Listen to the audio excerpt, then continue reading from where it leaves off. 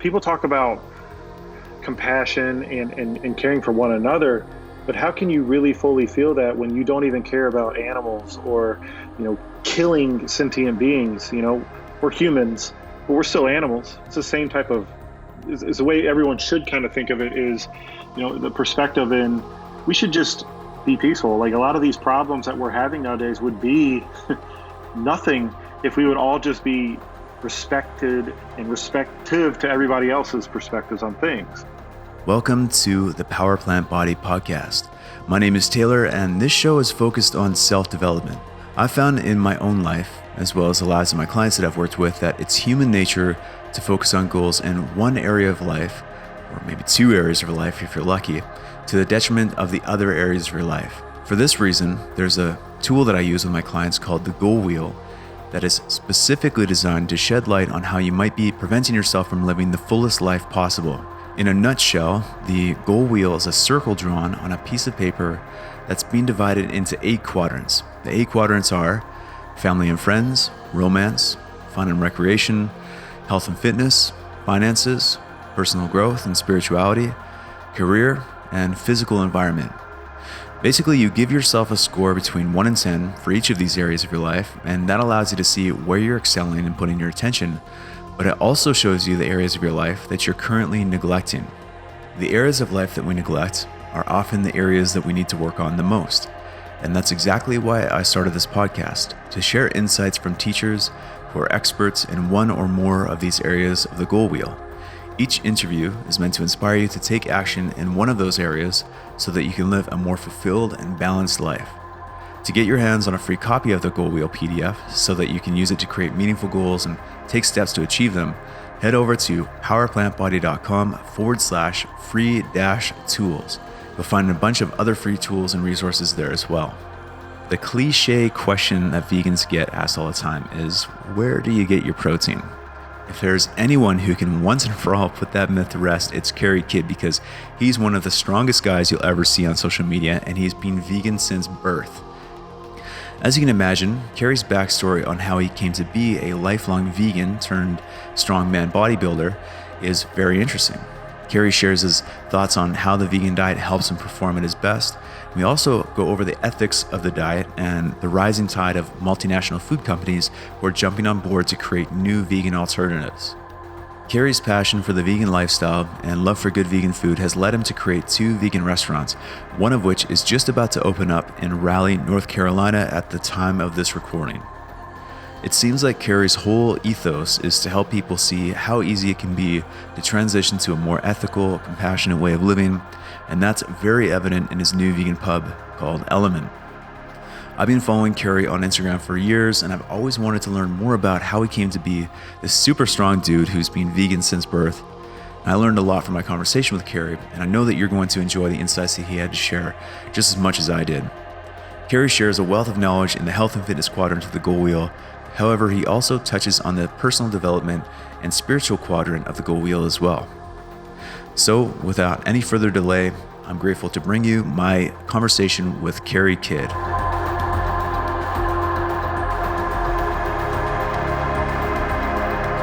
So, Carey, I appreciate you being on. I've been following you on Instagram for quite some time now.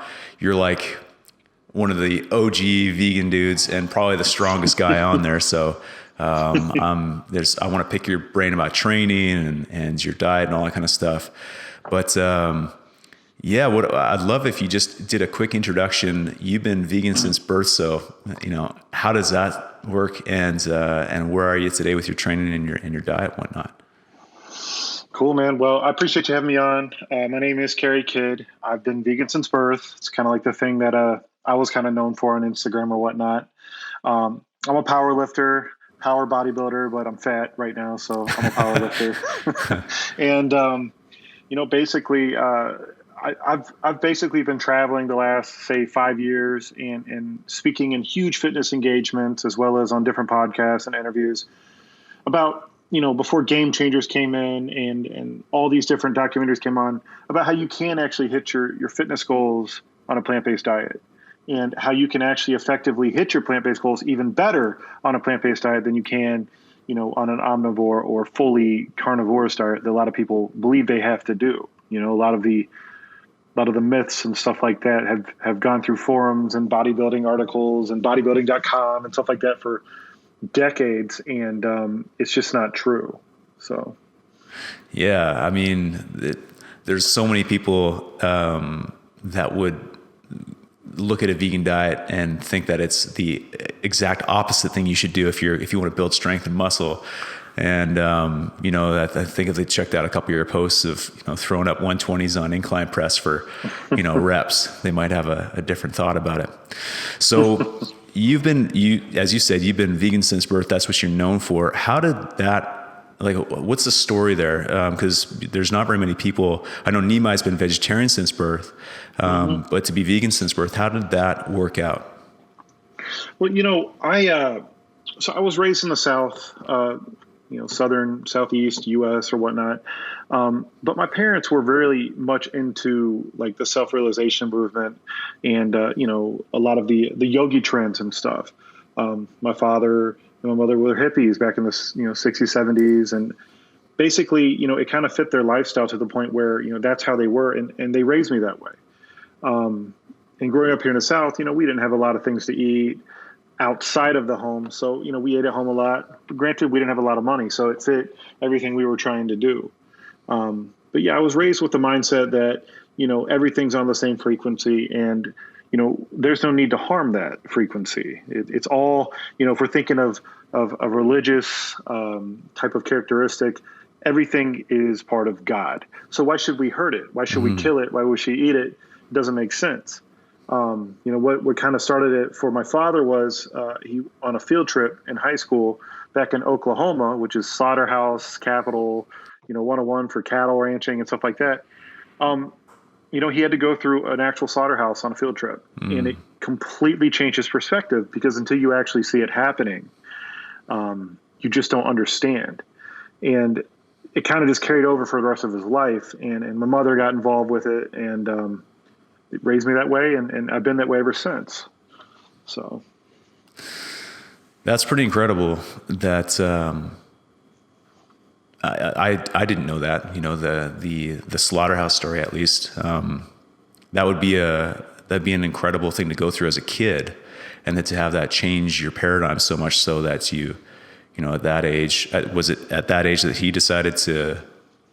It's when he went, it's when he decided to go fully vegan. I think he had always been interested in it, but from what I understand and everything, that completely changes perspective because to witness just pure death and the process of how they do it, from the conveyor belt system that they have, it's crazy, and I've seen different slaughterhouse Mercy for Animal videos, stuff like that. And I can't stomach it. So I could only imagine someone who doesn't understand what that whole process is, because it is. I mean, we live in a world of cognitive dissonance. Yeah. Oh yeah.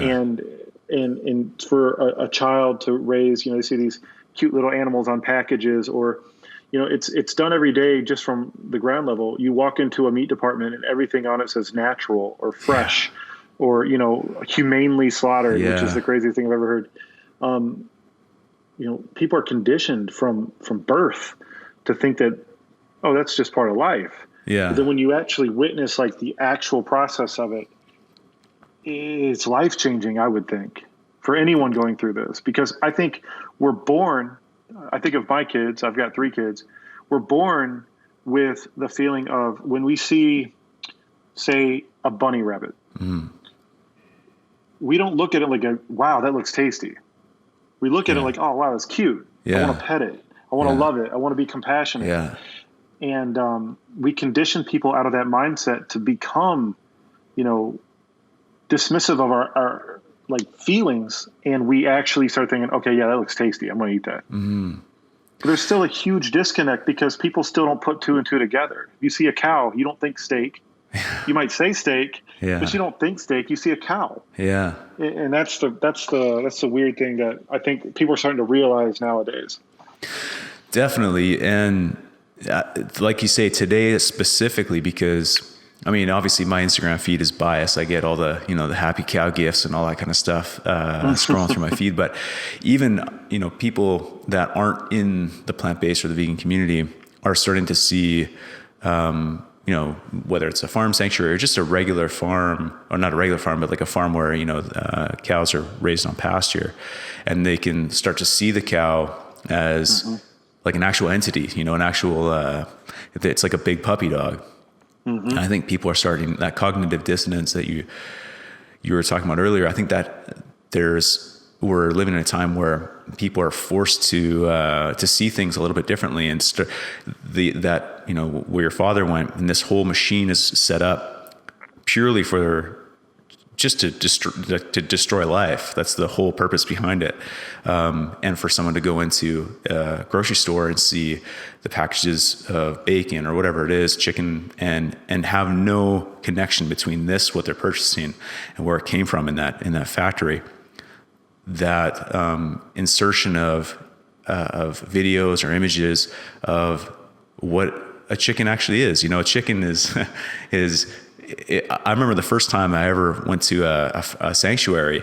The chickens, and actually, in fact, the turkeys were the most affectionate animals on the whole farm. Like they came right up to you and they loved getting hugs and stuff like that. And for people to start seeing that cognitive dissonance can start to dissolve, I think.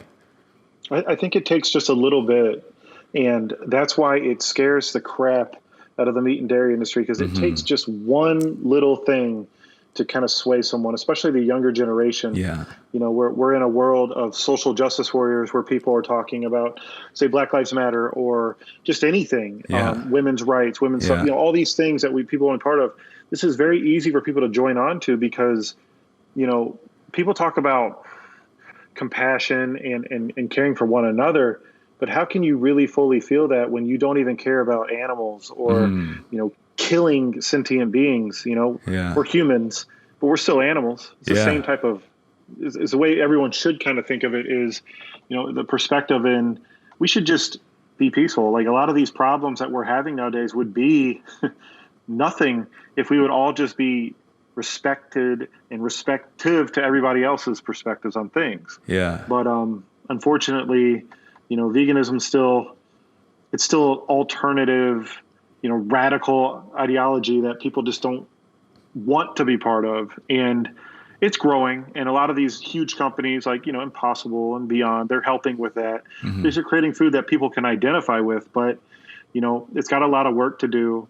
And unfortunately, I hate that the word vegan is even used for a lot of this stuff because it is just it's got such a negative, image towards it because of how people kind of portray it onto people, How do we do it? We do it through the fitness industry and showcasing that we're healthy. And, some people do want to put up the 120s on shoulder press, or, some people want to be ripped and be bodybuilders like, you or Nimai and stuff like that. And it's just a lot of people are starting to relate to that more. But I still think that the term vegan has really turned people off. And I hate that. I hate that. Yeah, I get that. I think I know a lot of my friends who aren't vegan, which is most of my friends. I think that's the same for a lot of people. But that word vegan, it'll encapsulate a lot of feelings, a lot of experiences, a lot of, ideas about what that means. And I think for a lot of people who aren't vegan or who aren't plant-based, or haven't given a lot of thought to it, when they hear the word vegan, they think about, people who are holier than thou, or people who are on their high horse, people who are, forcing this ideology down their throat.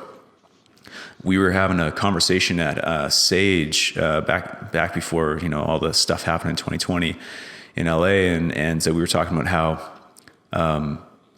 if you take most people in the world and you put a puppy in front of them, they'll have this they'll have empathy for the puppy. They'll have this instinct to look out for it, to protect it, to care for it and whatnot.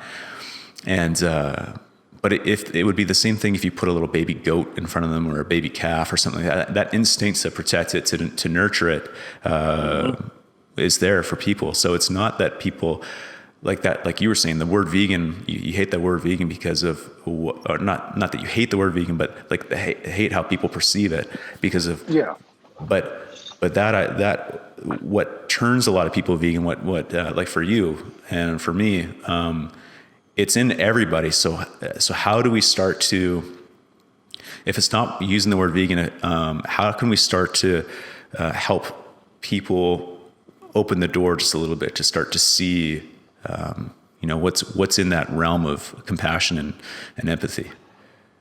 I think where it comes down to is, just like with my wife, she went vegan about 8 or 9 years ago, and she's always been compassionate, cognitive dissonant, but passionate or compassionate towards animals or whatnot.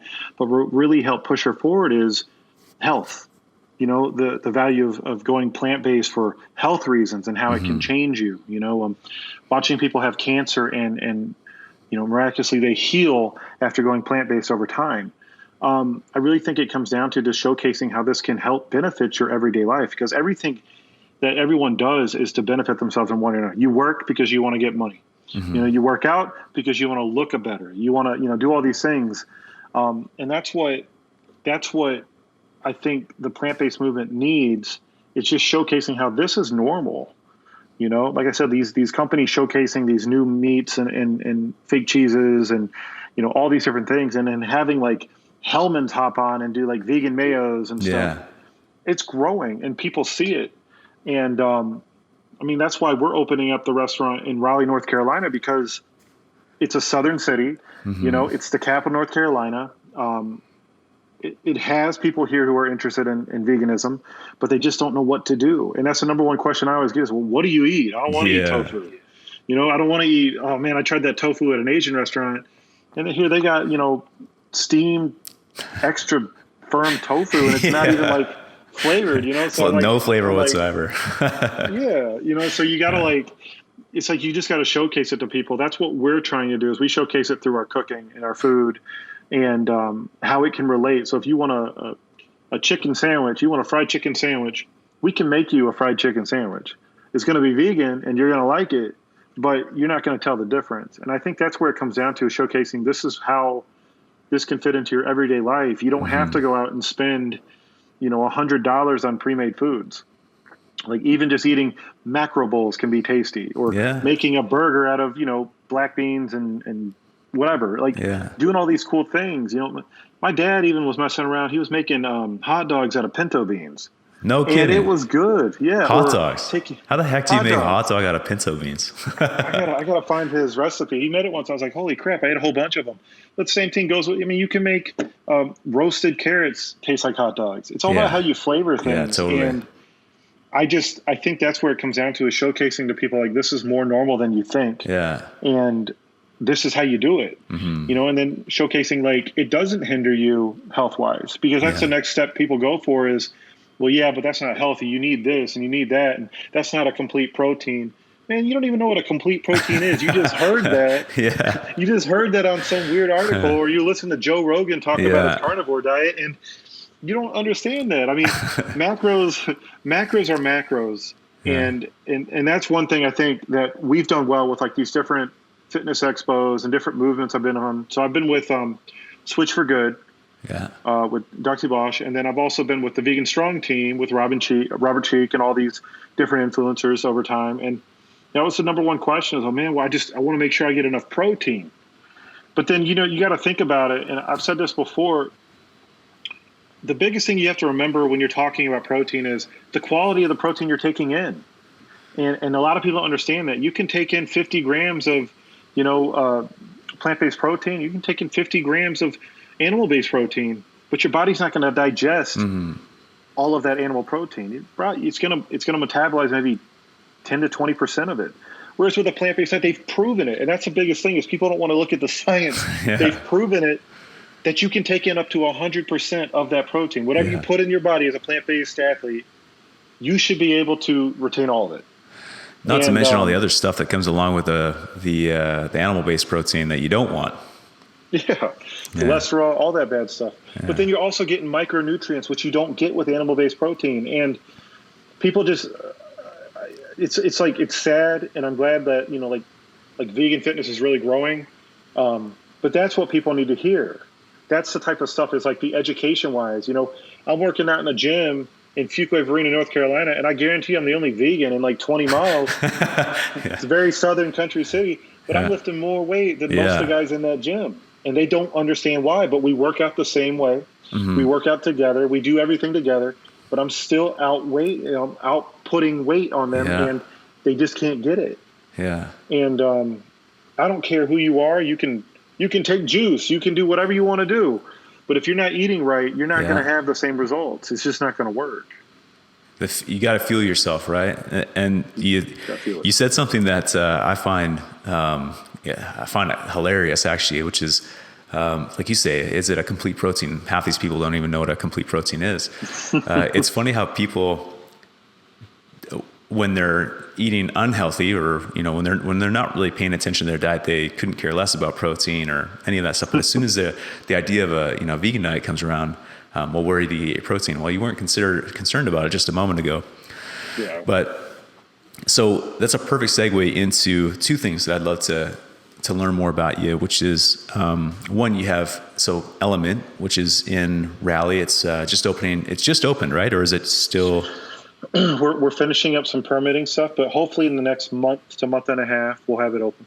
Gotcha. That's awesome. So Elements is like a gastropub. It's a pub plus amazing plant-based food. And you were talking about how when most people who aren't vegan think about vegan and vegan food, they think of like the flavorless tofu with a bunch of steamed vegetables and eating that for the rest of their life. But just a quick glance at Elements Instagram page, you can see all that's not vegan food at all. Like, you can make vegan food, like you say, a chicken sandwich. You can make a chicken sandwich vegan, and one, it's going to taste epic, and two, you're not going to feel like shit an hour later. You're going to be able to get up and do all the things that you like to do. So I guess my first question, specifically for you being a plant-based athlete, is when you think about what your goals are and, being able to put out as much strength as you do and keep progressing, what are some of what's your thought process behind that as a vegan athlete? And what are some of your primary concerns with it? Not concerns, but primary areas of focus? So especially when I'm training hard, granted this last year with COVID, it's been really detrimental to my training because they had shut down gyms for pretty much the entire year. I'm just getting back into it and dealing with some family stuff. But we, when I'm about to get back into it heavy, but when I do, I focus on what's going to keep my body less inflamed. And, those like microgreens and micronutrients, just the stuff that's going to, one, kick out the lactic acid, cause your body to, recoup faster. But two, I do focus on quality foods that, are gonna fuel me up. And for someone like me, so I'm 6 foot, I'm about 260 pounds. Holy crap! And if I'm trying to get, I'm a little fluffy right now. But if I'm really trying to like maximize what I'm doing, I'm probably going to eat about 3,200, 3,400 calories a day. But it's going to be heavy carbs. Yeah. And I don't focus on the proteins like other people do. I might even keep my protein, I think at the most, maybe 150, 175 grams. I don't go crazy on protein because there's no need. Yeah. And people just don't understand that. But I think it comes off that model like we were talking about. You go after the old school, and I used to follow all these bodybuilders. Like, they were my idols growing up, like Jay Cutler and Ronnie Coleman and Dexter Jackson. Or Johnny Jackson. You look at their calculators, and man, they're doing like 2 grams of protein per like just crazy stuff. And like, I even tried to do it one day just to see if I could eat like that. And I felt so sick. Oh yeah. I mean, I just felt so sick, and like my body didn't like it. Nothing felt good. Like I hated it. But I think when people are really trying to maximize their body and they're trying to take it to an athletic, like extreme, which, if it's running track or playing sports or even just lifting weights, like powerlifting, you're trying to put your body into like an extreme. And when you're doing that, excuse me. Oh, you're okay. You're good. When you're trying to do that though, maximizing those calories going in, and for me, and like I said, I think it pertains to different people, different body types differently. Oh yeah. A heavy carb. I mean, I've been up to like 400 carbs, keep the fats lower, like stuff like that. Yeah. But quality carbs, which is hard to do. It's hard to do, so eating like cans of beans and, knocking out like, tons of, rice and quinoa and lentils. Yeah. Lentils is my favorite, but just doing stuff like that, that's how it works for me. Yeah. Yeah. Somewhere in my documents, I have a screenshot of my FitnessPal with I think it was 680 grams of carbohydrates or something like that. Yeah. It's crazy. Yeah. It's crazy. Yeah. But I mean, you get hungry and the thing about it is, your body gets used to it and then you start craving it, but then you start seeing these results. And I hate that there's such a stigma against carbs because people don't understand that there's different types of carbs, and the fibrous carbs are really nice ones. I mean, you can eat as much as you want. It doesn't matter. But then, you've got diets out there like Atkins and keto that are just absolutely detrimental to, and people are actually losing weight because they're in a deficit. Yeah, exactly. It doesn't matter that they're filling their bodies with lard and pus. So yeah, that's a whole nother ball of wax, just the I always think the way I kind of think about keto is I'm a simple guy. I got to think about things in simple terms. And, for someone to get keto adapted, fully keto adapted, or whatever, it could take weeks, right? For someone to not feel like a bag of garbage and be running off ketones. Yep. How long does it take to switch back to carbohydrate? Less than a second? So what's your, if you were to just guess, ask someone, what do you think is your body, what's your body more apt to use, carbohydrate that takes less than a second to switch back to, or, does it really want to use ketones that can take weeks to adapt to, We're made to survive. I mean, our bodies are engineered to survive. And the fact that people are doing this, I mean, I feel for a lot of people because I feel like the willpower to get into this is so difficult for them because it is hard. Mm-hmm. I mean, losing fat in general, no matter if you're an athlete or not, it is difficult. It sucks. Yeah. And people are just, it's being sold as an easy way out. You can eat your favorite foods, eat all the bacon you want, and you're going to lose weight. But, at the end of it, man, they're killing themselves. And I hate that. Oh, they're not just killing themselves too. It's all the other issues that come along with eating a diet like that. Yep. Yeah. So it's sad. I hate it when people I hate to. So it's a two-edged sword because I hate to get on people about doing keto, but then I hate to talk about how keto is so bad to people because they might have lost a ton of weight. They might have lost 100 pounds and they're feeling so good about themselves. Yeah. But the moment they start eating something else, they're going to gain weight again. And then they lose that momentum and it sucks,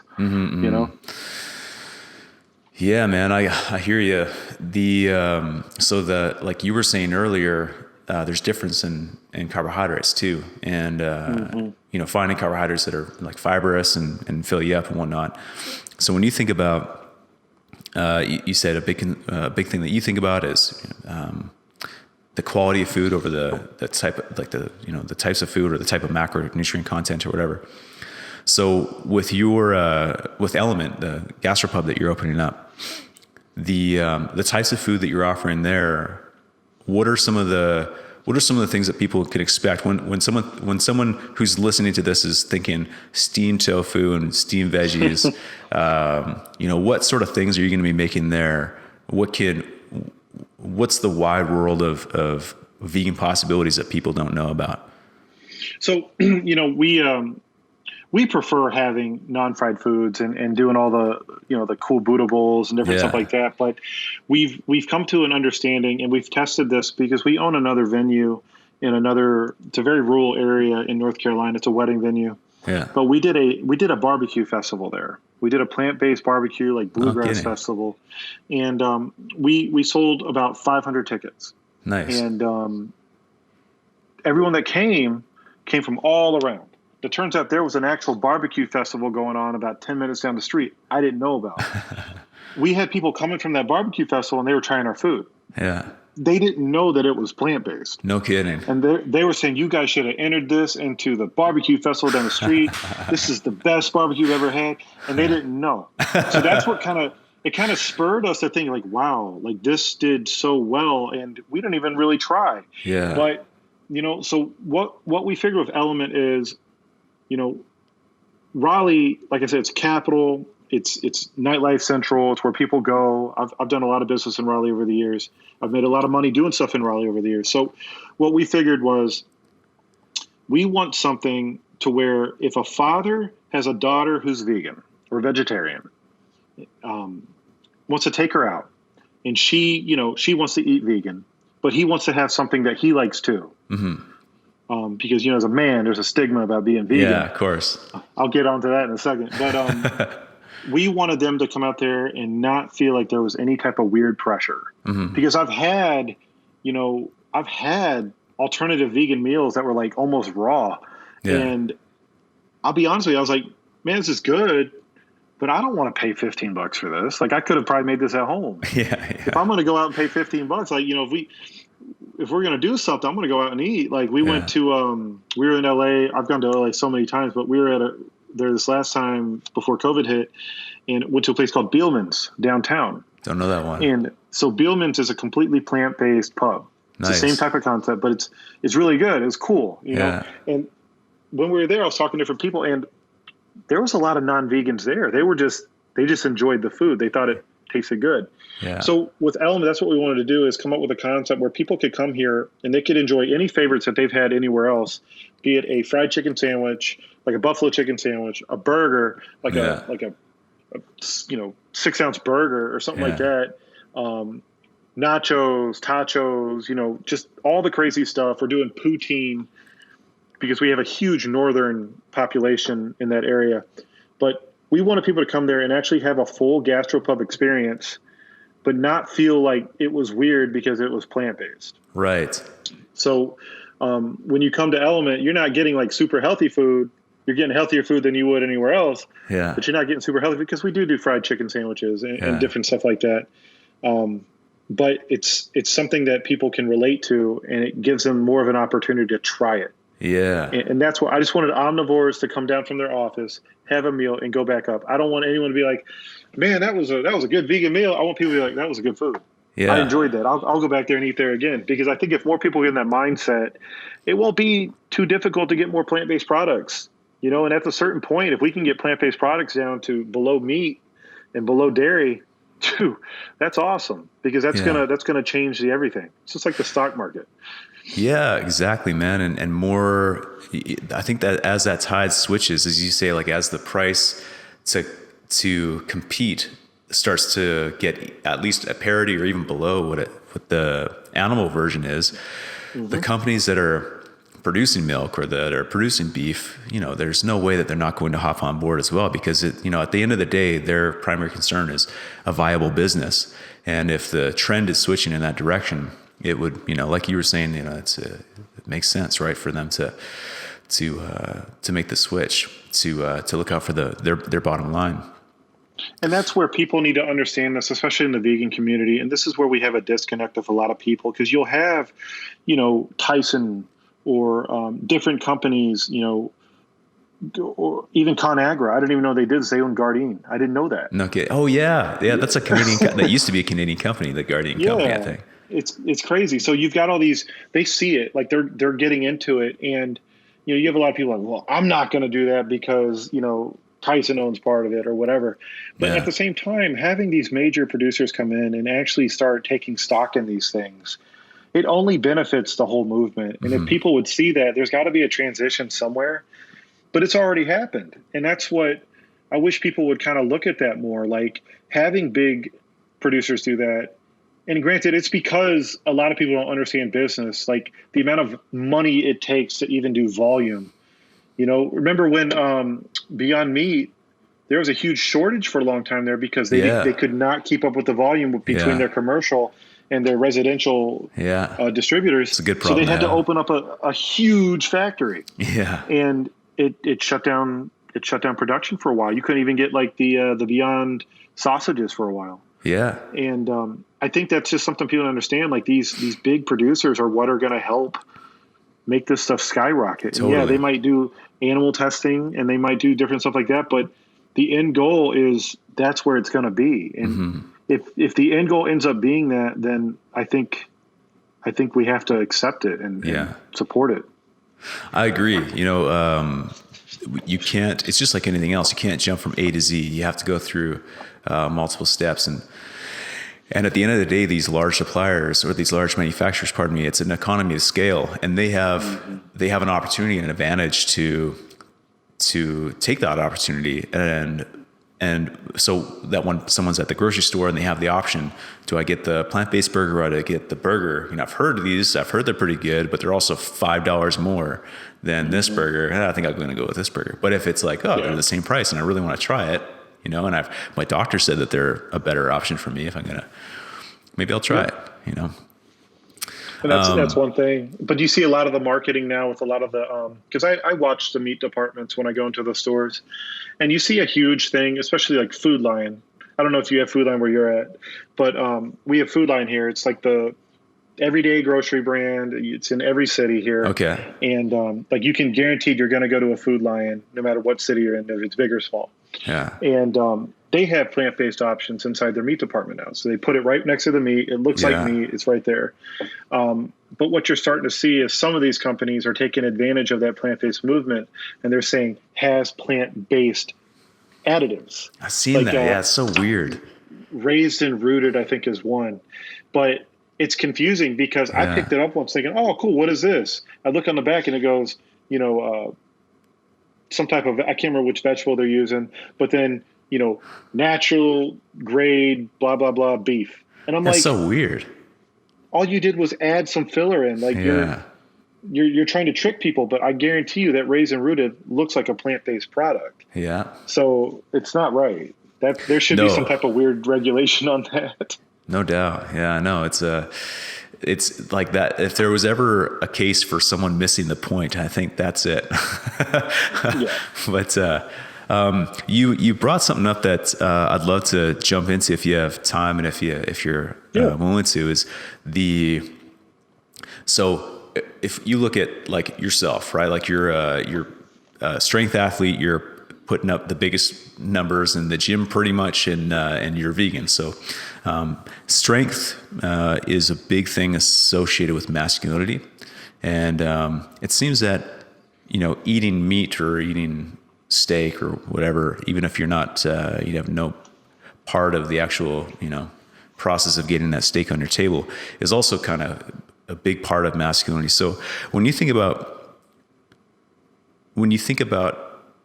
your lifestyle, veganism, everything that goes into that, and the word masculinity, what are some of the thoughts that you have that come up between, your view of it and how maybe it's misunderstood or looked at differently by the general public? That comes back from an old way of thinking from, with even the World War II, 50s, 60s, the marketing campaigns they used to do, like, the man comes home, he's going to bring home the bacon. That's what they would say. They were going to bring home the bacon. Right. Yeah. And that's been like a very archaic way of thinking. But, for me, thinking about being manly, I don't think there's anything more manly than being compassionate and actually trying to take care of something that can't take care of itself. Mm-hmm. I'm a father of 3, and, I see them and I protect my kids, and that's something I want to do because I care about them. Mm-hmm. So I think there's something more manly than being compassionate to those that need you, mm-hmm. or, trying to protect something that doesn't have a voice. And for people to stigmatize vegan men or veganism as a feminine thing, that's just ignorance on their part. A lot of the vegan movement was popular just because feminism was taking over. A lot of the lesbian feminist movements showcased that veganism was liberating for the female population, no matter if it's a human or a cow or a chicken, because if you look at everything that's mass slaughtered, it's usually a female animal. Yeah. And so where I'm at with it is I like everything being, protected. And so with compassion and being manly and stuff like that, I just don't see how you can be manly if you're not compassionate toward things that need help. Mm-hmm. Yeah, I couldn't agree more.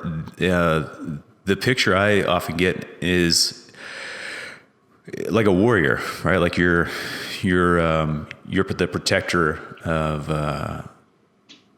as you said, an animal or a group of animals that are essentially powerless and helpless against, injustice. There's, like the protectors of endangered animals, and whether like an endangered rhino in Africa, and the protectors of the warriors that go around with machine guns to protect them from poachers. This is a helpless, defenseless animal, and it's a virtuous thing to look out for it, to preserve its life, because it couldn't, were it not to be looked out for by them.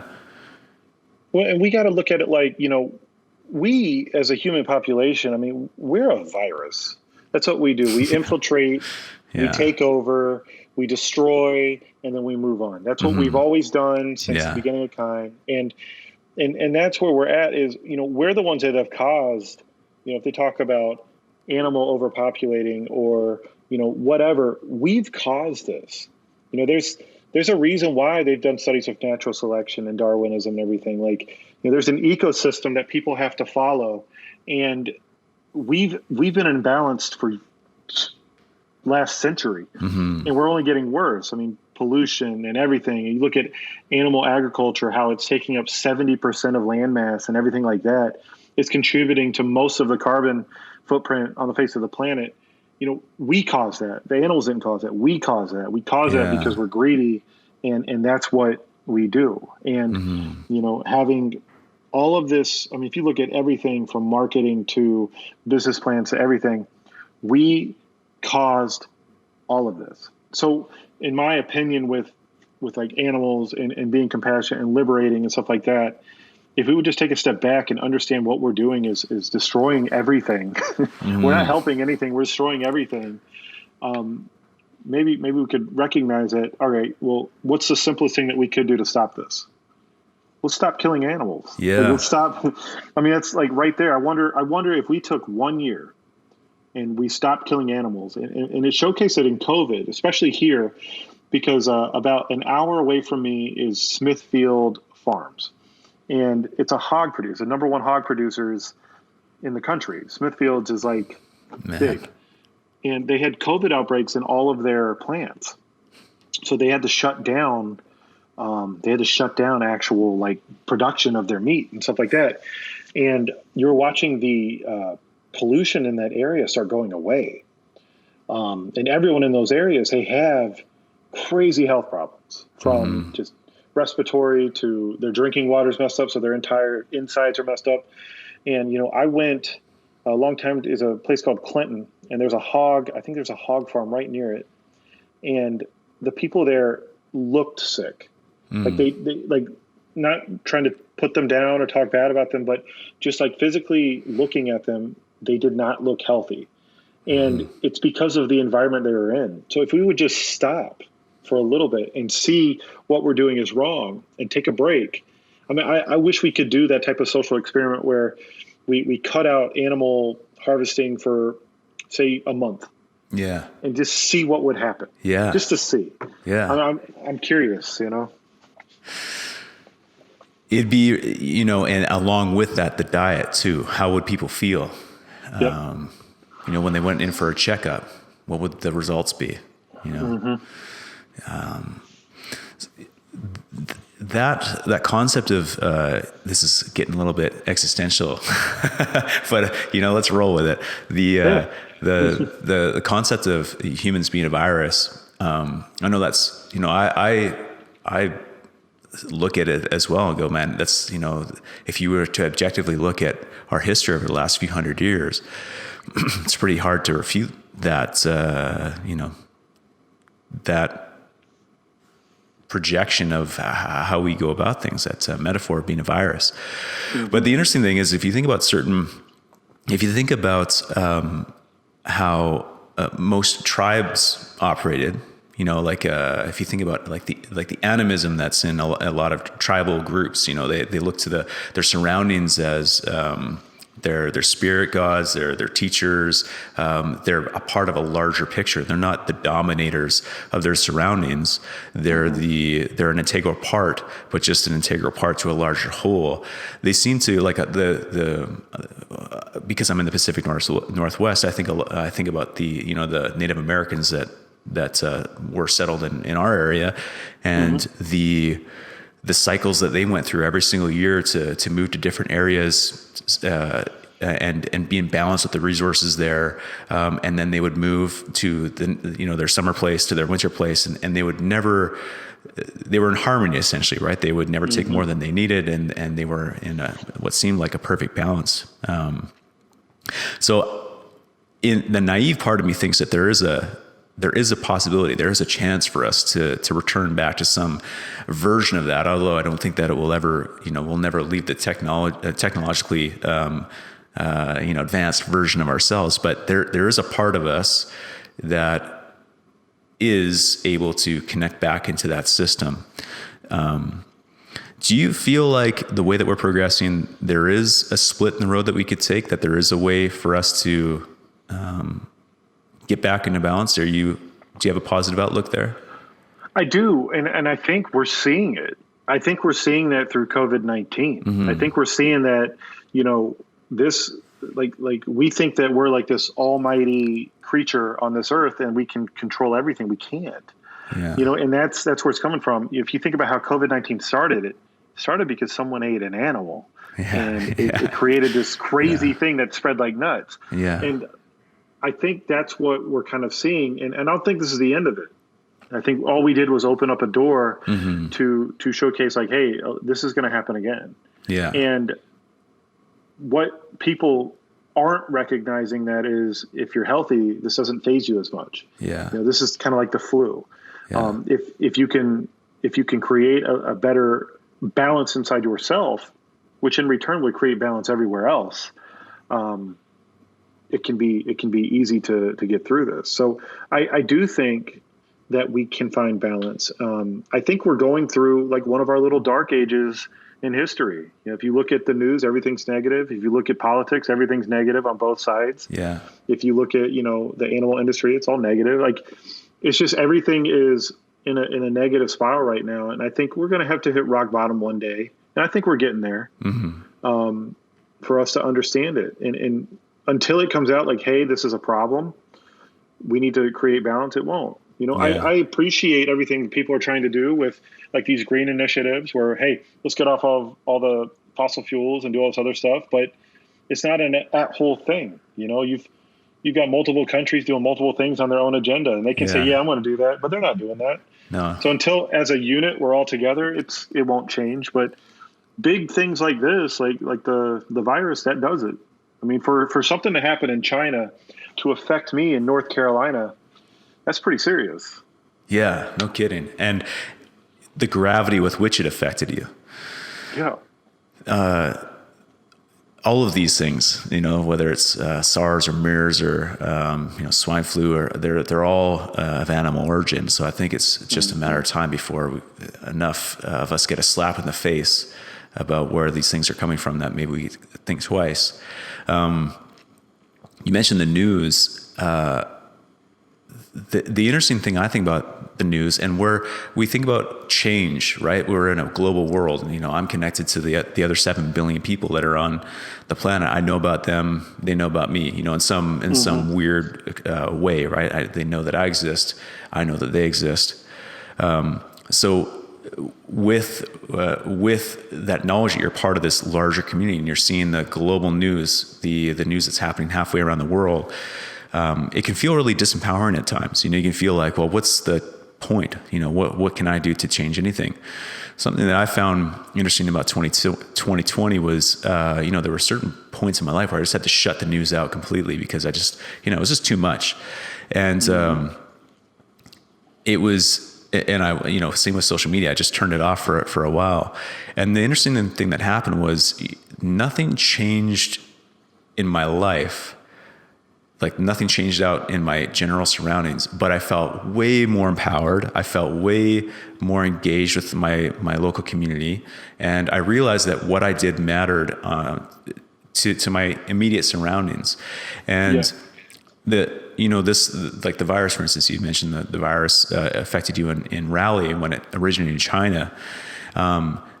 We affect each other on a global level, but I think our change still, what you do today matters, both to your own personal, your life, your health and your life, but also to your immediate surroundings. And if enough people can start taking back the power to make conscious change in their local environments, that's where we can't really leave it to governments. We can't leave it to a country halfway around the world. Really, change starts with yourself, with your choices today. That's true. Well, I want to be respectful of your time. I know we're coming up. And so a couple things. If when you have a rather large following on Instagram, you're a strength athlete, people ask you questions, I'm sure all the time about, how do you get to where you're at? What are some of the common questions that you get? And what are some of the answers that you generally give? One of the major questions is, where do you get your protein? And as a vegan athlete, I mean, we get protein from everything. I mean, vegetables, legumes, everything. We get protein, plenty of protein. I rarely have to supplement with protein. If I do, I like the company I work with, True Supplements. But when it comes down to it, I mean, I wish people would understand that protein's not the biggest thing here, and that's something that I think a lot more people are kind of showcasing that, which is cool. I get that question a lot. Where do you get your protein, or how much food do I have to eat? And honestly, I tell people, especially in my category with powerlifting or just strength training or in general, I don't track macros. I really don't. If you're trying to bodybuild, you're going to track macros. That's where it's going to come down to, because you got to understand your body to a freaking carb. It just comes down to it. I've watched. We mentioned Nimai. I mean, I've watched Nimai go from a show straight to just like normal weight, and it's like two different bodies. It's crazy. And I respect it because he's really good at what he does, and I like Nimai. I like hanging out with him. So, but just watching all these athletes, because I think bodybuilding is one of the hardest things to do. Mentally, I could never do it. I couldn't do it. I just think it's one of the most difficult thing for people to do. You're putting your body through an extreme that is not really fulfilling. Like, you're getting shredded, but you're dying inside at the same time. Yeah, totally. So. But I like food too much. Me and my wife, we get along so well because she's a vegan chef and she cooks and she comes up with crazy stuff I've never had before. Yeah. And I've dated non-vegan women before, and man, it just would not work. Yeah. And where I live, she's the only vegan I know that was a woman. So it just fit. It was fate. Out. But you're in the Pacific Northwest, so you got more options. But it's been crazy. So yeah, when people ask me different questions, I get the random stuff. I get the same old, where do you get your protein? How much should I eat? Yeah. I never get anything about training styles or anything like that, or even diet. If I am trying to cut, how do I do it? People just want to know that quick fix. What's the macro range and how do you do it? But it doesn't. It's not as easy as that. No, I get you. Well, the second question I have is Element. It's in Raleigh. So for people in and around the area, they can come check it out next month, right? It opens up in a couple of weeks. Yeah. If you check out on our, you can go to our website, send for our email. But if you check out our Instagram, Element Gastropub, or Facebook, Element Gastropub, we post things on there all the time. We post pictures. We comment to people. But we have a newsletter on elementgastropub.com. Nice. Also has a showcase of what our menu is probably going to be. We're going to start with a limited menu, but set up there. We're doing emails and stuff like that. Nice. That was something I was going to ask you. If someone is listening to this and they're not close enough to go check you guys out, are you, your wife's a chef, you guys have killer food by the look of it. Are you guys planning on coming up with a cookbook in the future, or is there anything like, can people get on you mentioned an email list just in case something comes down the pipeline where they can get something online? The cool thing during COVID is my wife had a lot of time to sit down and start like creating more of her recipes and stuff. Yeah. And so she has a blog online. And so for anyone trying to create food that's not steamed tofu or steamed vegetables, you check out The Wing It Vegan. Nice. So thewingitvegan.com. And she has all her recipes on there. She adds them every so often. And she always answers. She loves educating people about veganism, and especially as a mother, we have kids. So a lot of people don't know what to feed their kids, and everyone's scared that their kids are not gonna, be healthy. But I've got 3 kids and they're all healthy as hell, and they don't eat meat or dairy. So that's awesome. That's awesome, man. I'll definitely put that in the show notes, and I'll make sure that people have access to the Facebook page and your Instagram, which is at Carey Kidd. Yep. And your wife's blog. And does she have an Instagram as well? She does. It's The Wing It Vegan. Okay. Awesome. Cool. Great, man. Well, Carey, I appreciate your time, man. You're an inspiration. The fact that you've been, vegan your whole life and you're lifting basically all the weight in the gym is something pretty impressive. Do you have any final thoughts or anything that if there was someone listening to this and they're kind of on the fence about, where to go next, is there anything that you want, that you'd want to share with them? So, one, man, I appreciate you having me on the show. It's not easy doing podcasts and interviews. It takes a lot of work. I know it does. I've seen it.